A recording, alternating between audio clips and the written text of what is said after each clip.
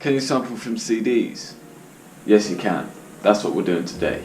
I've got my stereo that also has a CD player in it, so I've routed it around the back into the interface, so that obviously goes into the computer and we can record it into Logic.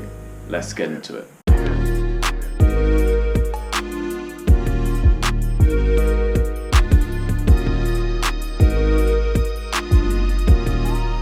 I've got a Solomon Burke CD here, his album Don't Give Up On Me. Let's just put it in the player and then see what's up. Open it, put it in there, close it.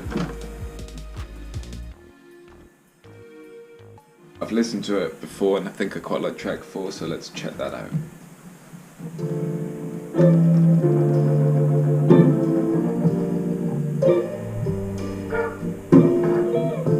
Yeah, I think we're definitely going to use that. Let's get into Logic and start messing with it. Right, so I've got it in Logic, and what I'm just going to do is I've time stretched it to kind of the tempo I want, and before I chop it up, I'm just going to put in some drums as kind of like a, basis. Yeah, let's just get some drums in. Obviously I'm not going to mix them right now, like properly, it's just a basis.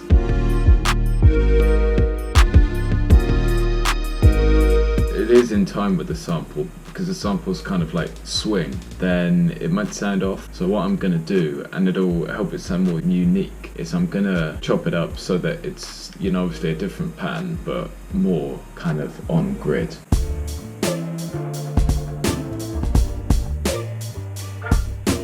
It's on time, but swings because the snares are all the same. But as soon as you bring in the hi-hat, it's like sounds kind of weird. So that's how I know we haven't got a problem with the timing. I'm going to drag it down here, just chop it up. We'll go with that.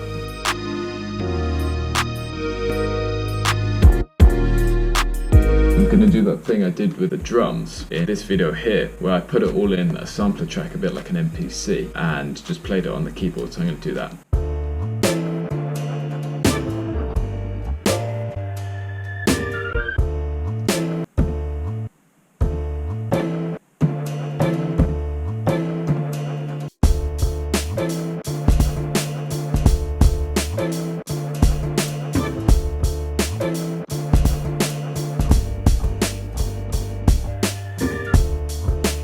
I'll record it in like twice or something, so over an 8-bar loop. I'm going to split that bounce so we can get it as an audio file, and then what I like to do when I'm working with samples, so we can keep that, mute, and mute that. What I like to do is I like to split it in 2. So I'm going to duplicate it and drag it down, and this one's going to be called bass, and this one's going to be called top.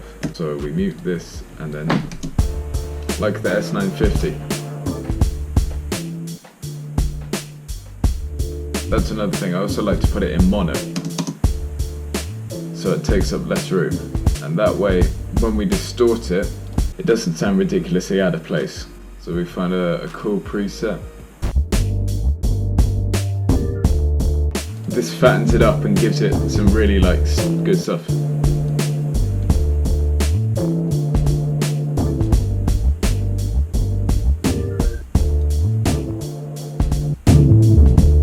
Make sure we take out the highs by using these.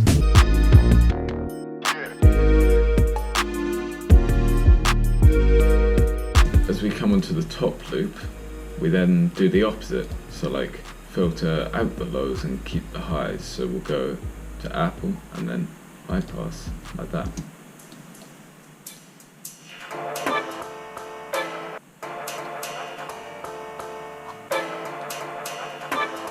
Where we had the guitars. Kind of over in this corner, we can keep that, but then not have the muddiness of the bass. But then we can also put like a spreader, and then we don't have any bass, because if we kept the bass in that and put it really quite spread, it would sound terrible. So phase issues. So this way we can keep the bass in mono, and then it all sounds like this.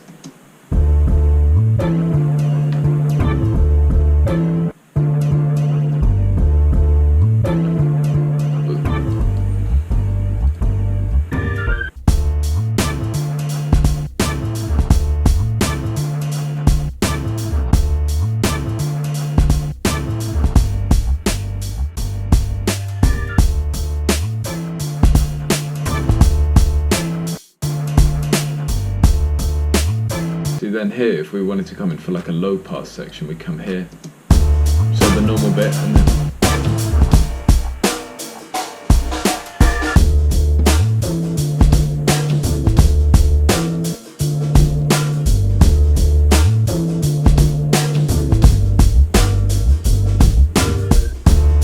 and then back in there. So yeah, that was me using the same technique I did with the drums, showing you how I filter, chop my samples, get a nice kind of balance between the bass and the top end, using some distortion and effects and all that, then just filling it out with some drums. Obviously, I wouldn't post this because it's not done, and the drums are there just for a guide, so obviously I'd spend more than half an hour on it. Thanks for watching. If you got any video suggestions, then just leave them down below in the comments. If you're new around here, subscribe, because I've got lots more content coming. See you in the next one.